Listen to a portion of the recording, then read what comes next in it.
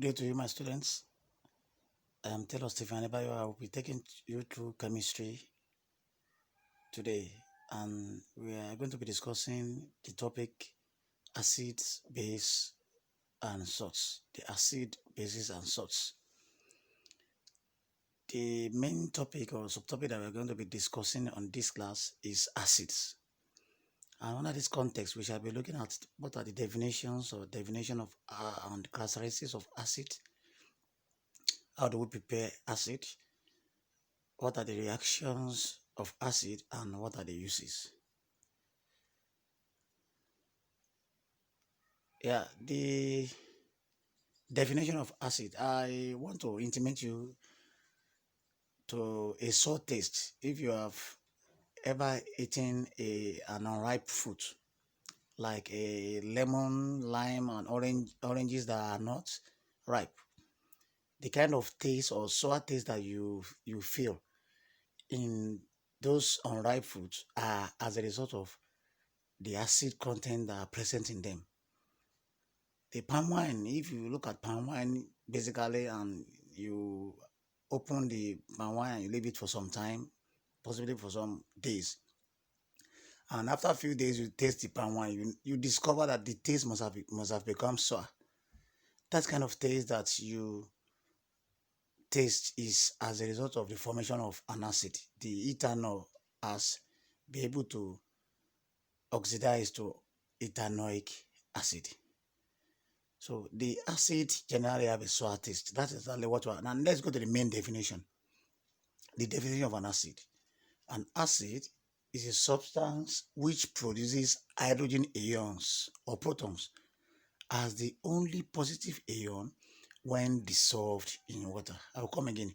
An acid is a substance which produces hydrogen ions or protons as the only positive ion when dissolved in water. Whenever you dissolve any substance in water and you discover that the only positive ion, basically we know that when we dissolve, we have the positive ion going separately, we have the negative ion going separately, and that's what we call dissociation.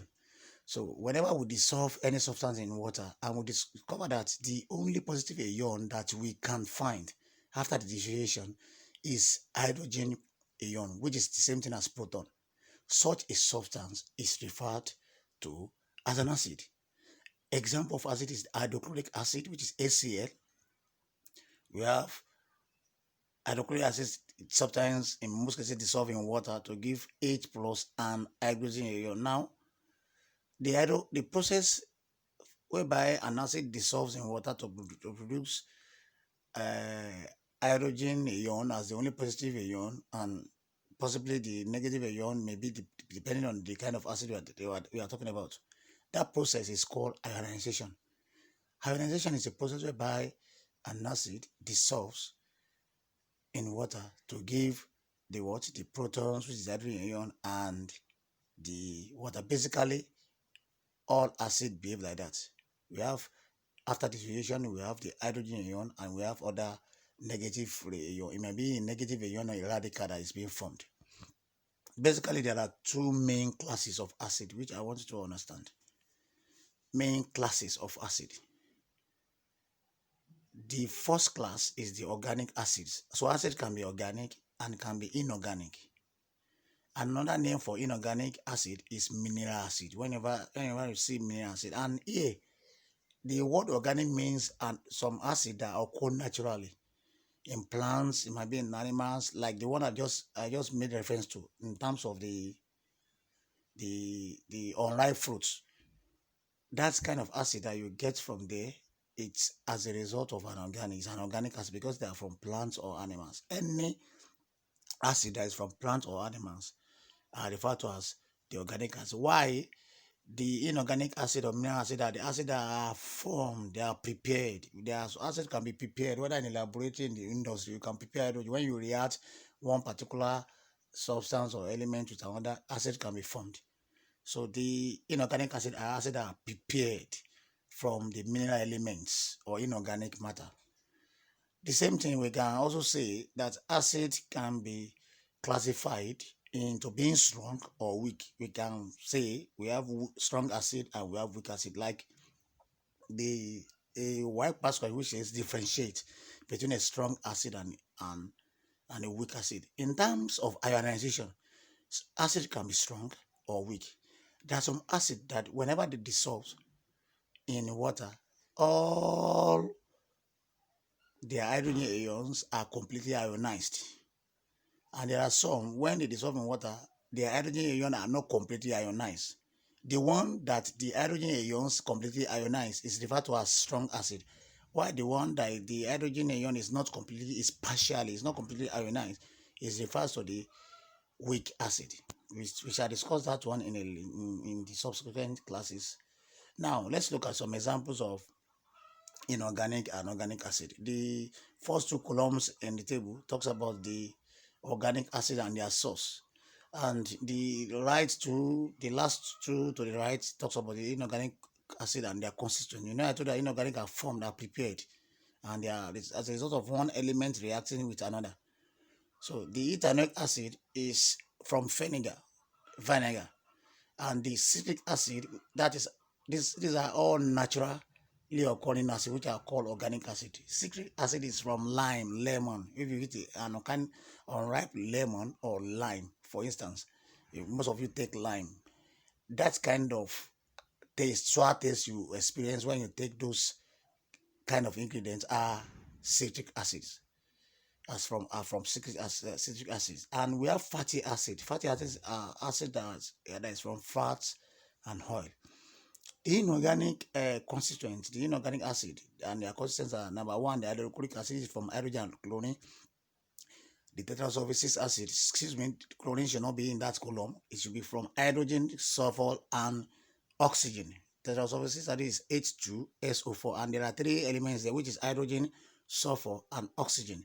And the last one, which is an example of inorganic acid, are triisonitric 5 acid. That is HNO3.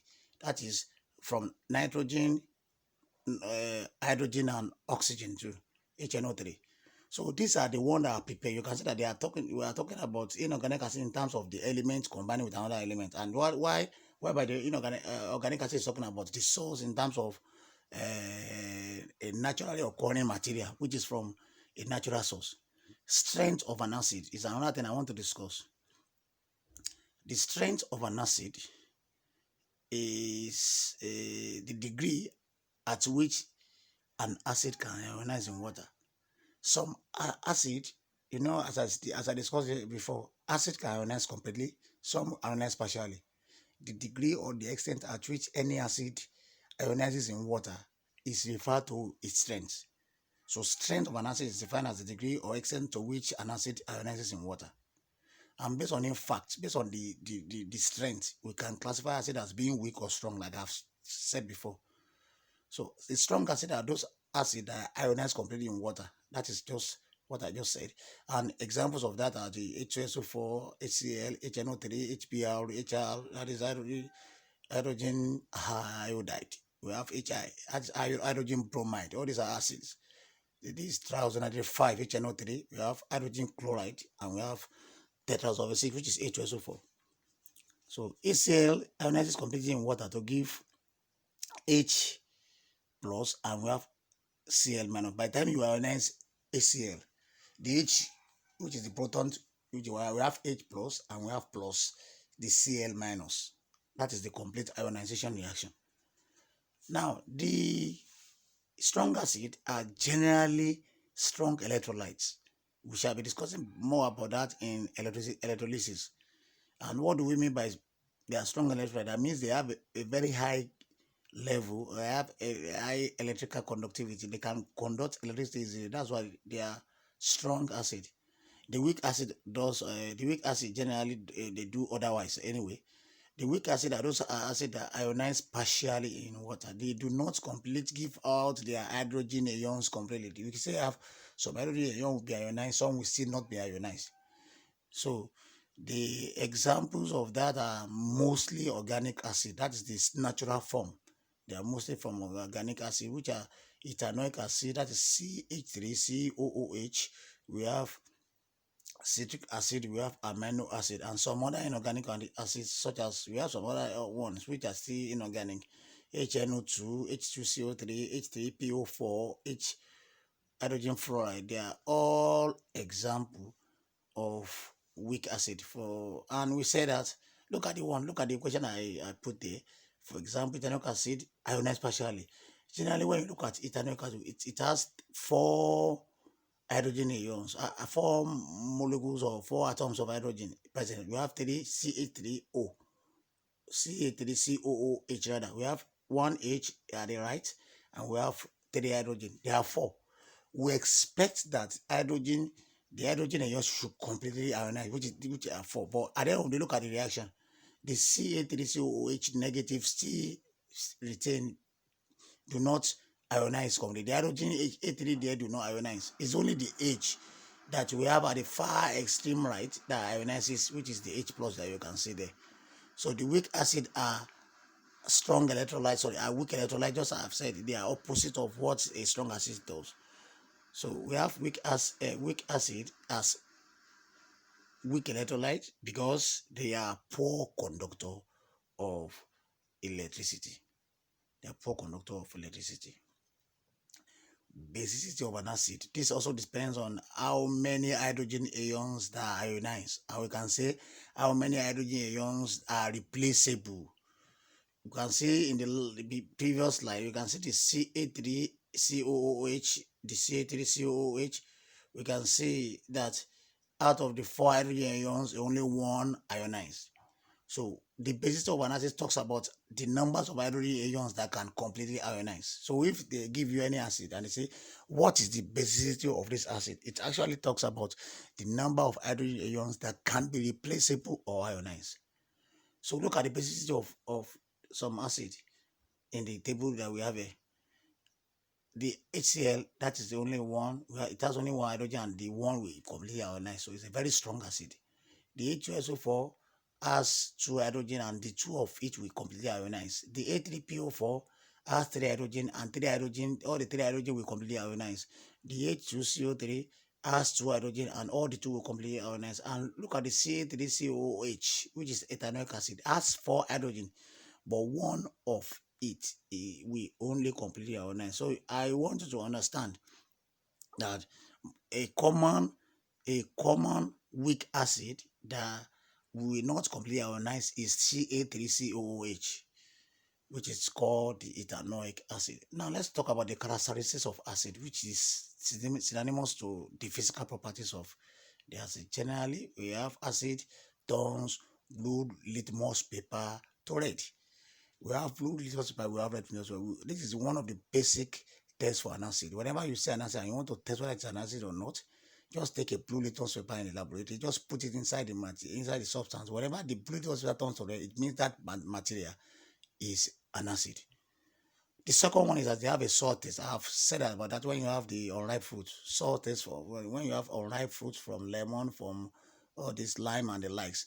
The taste of that unripe fruit is as a result of acid. So acid taste sour.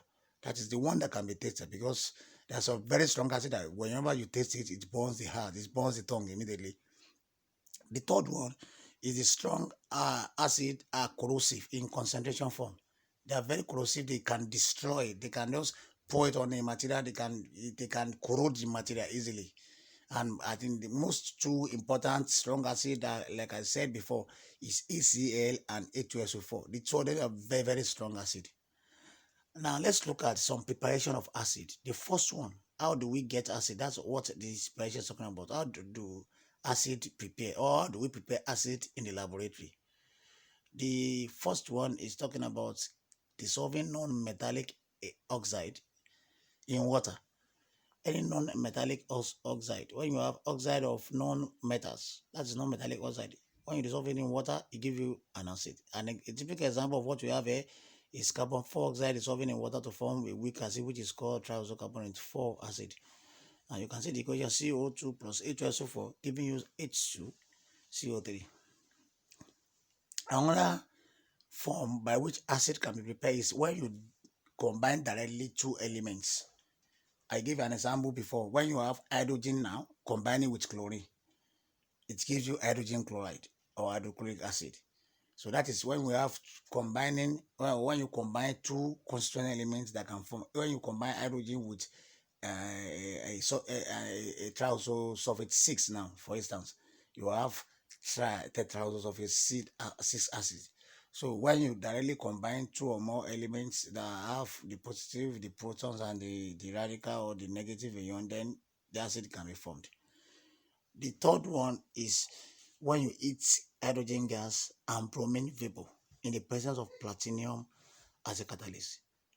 It produces hydrogen bromine gas, and so the hydrogen bromine hydrogen iodide acid, which dissolves readily in water to form hydrobromic acid.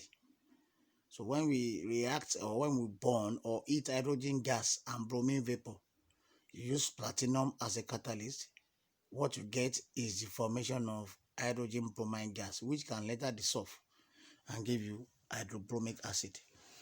The fourth,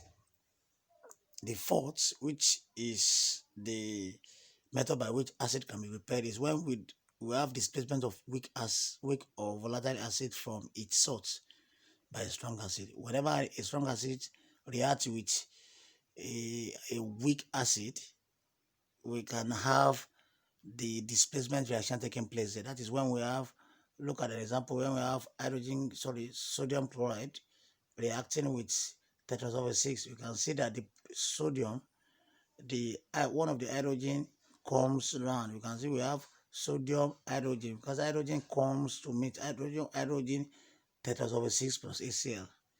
HCl is being formed there. That's exactly what we call the displace strong acid displacing a weak acid. Now, the next slide talks about the reaction of acid. What are the basic reactions of acid? Reactions of acid with metals. Generally, when acid reacts with metals, hydrogen is given out. Hydrogen is given out, or we have hydrogen is given off, and or is liberated. Look at the example: zinc reacting. Zinc is a metal, a very strong metal, reacting with hydrogen chloride or hydrochloric acid. We heat zinc chloride to become, and we have plus hydrogen gas. Hydrogen gas will always be liberated. Look at magnesium plus tetrasulfate 6 in that equation too. You can see that it's giving you magnesium tetrasulfate 6, and hydrogen gas is also liberated. Dilute. I want you to note something here. Dilute HNO3 does not react with metals to produce hydrogen gas. It's one of the exceptions of this. All other acids behave like this. They react with metals and they give off hydrogen gas. But dilute HNO3 does not react like that. Second reaction of acid is the reaction of acid with base and alkali. When acid reacts with base or alkali, it forms salt and water. That is exactly what we call neutralization reaction. A neutralization reaction is a reaction between acid and base to give salt and water. A neutralization reaction is a reaction between acid and base to give salt and water. An example of neutralization reaction is what we are seeing here. Look at HCl is a very strong acid, and NaOH which is sodium hydroxide, is a strong base. When they react, it gives sodium chloride, which is the common salt that we eat at home. Sodium chloride, that's a salt plus water.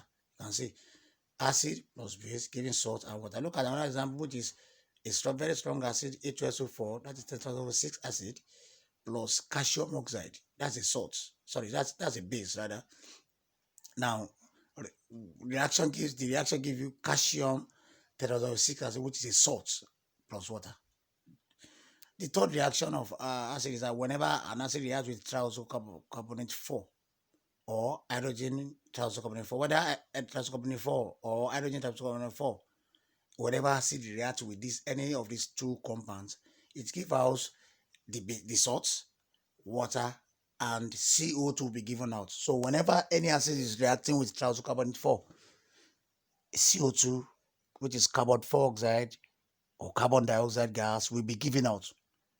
So don't forget, when acid and base react, we give salt and water. But when acid reacts with triisocarbonate 4 or hydrogen triisocarbonate 4, we have the salt, the water, and CO2 will be given out. And look at the two examples I put there. We have NaCO3, which is sodium triisocarbonate 4 plus hydrochloric acid. That is the 2 mole of it. We have sodium chloride formed plus water, and CO2 is given out. And look at this, the reaction, the second reaction, which is with sodium hydrogen triisocarbonate 4 with hydrogen chloride 2. We have sodium hydrogen chloride plus water, and CO2 is also given off. Now let's look at some uses of acid uses. First one, hydrochloric acid is used in industry to make chemicals, and also it is used to remove dust. Now, second acid, which is tetraoxide acid, which is H2O4, is also used to make chemicals. Most of these strong acids are used to make chemicals, and at the same time, H2O4 has a very unique uses or use in the laboratory. That is as a drying or drying dehydrating agent. When it is used as a drying agent, it means that it is used to dry some other substances or some other compounds, and the agent are agent that is used to remove water molecules from a substance. So tetrodotoxin acid can be used both as drying agent or as a dehydrating agent. Secondly, the third point there is that tetrodotoxin acid can be used as electrolyte in lead acid accumulator. I told you rather that they are very strong acid. HCl and H2SO4 are very strong acid, and they are very good electrolytes. That is because they conduct electricity. So that is a typical example about that they are being used as an electrolyte in lead acid. It's like lead acid accumulator is more or less similar to the cell that we use as a battery car. That's exactly, it's very similar to that. Now, the next acid, which is triazonitrate 5 acid, HNO3, that's HNO3. It is used to make fertilizers and some explosives. It might be like bomb or bullet or the likes. Yes, that's what we call explosive. So the triazonitrate 5 acid is used to make fertilizers or explosives. We have acetic acid. Acetic acid is the same thing as the Ca3, CHH, COOH, that's which is called ethanoic acid. Ca3, COOH. They are used to preserve food, and they are used to dye silk or other textiles materials. When you work in textile, you see they use this acetic acid or ethanoic acid mainly to dye and to do some other textile work. We have tartaric acid, and that is used in making baking powder, soft drinks, and egg salts. Citric acid, that is in making fruit juice. We have citric acid is used to make. We have fatty acid, that is the acid that is present in fat and oil, as I said. An example is the palmitic and the stearic acid. They are used in the manufacture of soap, and the process in which a soap is being made is called saponification. We are going to discuss that under organic chemistry. Saponification is the process by which a soap is being made. Now, let's look at some questions which I want to also ruminate upon by the time you must have watched this video. At the end of this class, you must have known how to answer all these questions. The first one is you must be able to define an acid and give examples of acid, whether it is organic. You can be able to give 2 examples each of inorganic or organic acid. The second one is that you have to state the difference. You must have to state the difference between a strong acid and a weak acid. And you also give 2 examples of each. 3, what is basicity of an acid? 3b, mention 4 physical properties of an acid. We have 4, compare and contrast the electrical conductivity of HCl and Ca3COH. That is between a strong and a weak acid. 5, mention the methods of preparing acid. We have 6, what is neutralization? I discussed that before. 7, state 3 chemical properties of acid. And we have 8, give 3 uses of each of the following acid. 3 uses each: HCl, H2SO4, HNO3, and citric acid. I hope you are able to be blessed. We shall continue about this in our next video. Our next class, we are going to be talking about bases generally. What are the ways by which bases are prepared, and what are the physical and chemical properties of bases? I want you to read ahead and get prepared for our next class. Thank you very much for your attention. Try to answer these evaluation classes. By some days time, I will be testing your knowledge about this acid. Stay blessed and stay safe. Thank you very much.